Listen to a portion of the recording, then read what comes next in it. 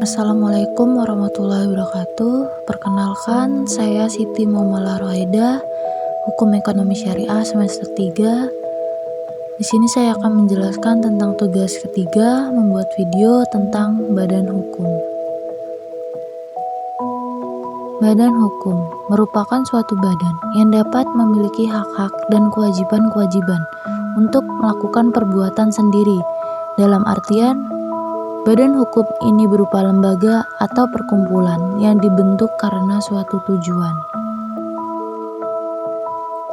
Syarat-syarat berdirinya suatu badan hukum, suatu badan atau perkumpulan dapat disebut badan hukum apabila telah memenuhi beberapa syarat sebagai berikut.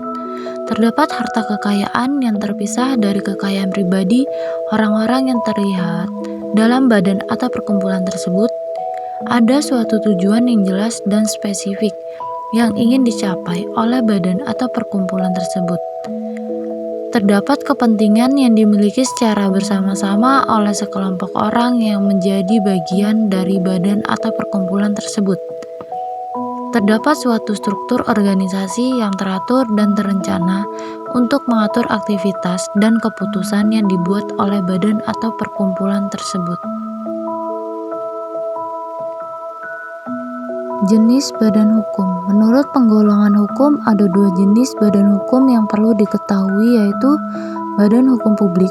Badan hukum publik biasanya dibentuk berdasarkan hukum publik. Biasanya badan hukum ini dibentuk oleh negara untuk kepentingan orang banyak. Sedangkan badan hukum private dibuat atas dasar hukum perdata, hukum sivil, atau perkumpulan orang yang membentuk badan usaha. Tentunya badan hukum ini dibentuk untuk mencari keuntungan tertentu. Contoh badan hukum. Berikut contoh badan hukum berdasarkan jenisnya.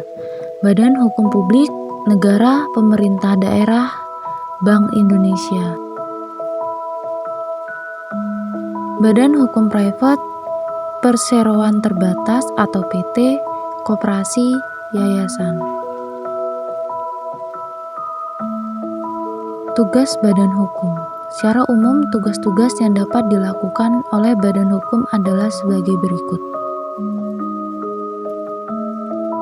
Yang pertama, melakukan kegiatan usaha atau bisnis seperti produksi, distribusi, dan penjualan barang atau jasa.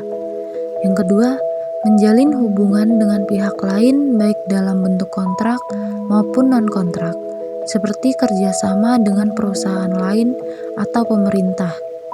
Yang ketiga, menjaga keberlangsungan usaha atau organisasi yang terkait dengan badan hukum, seperti menjamin ketersediaan sumber daya manusia, modal, dan aset.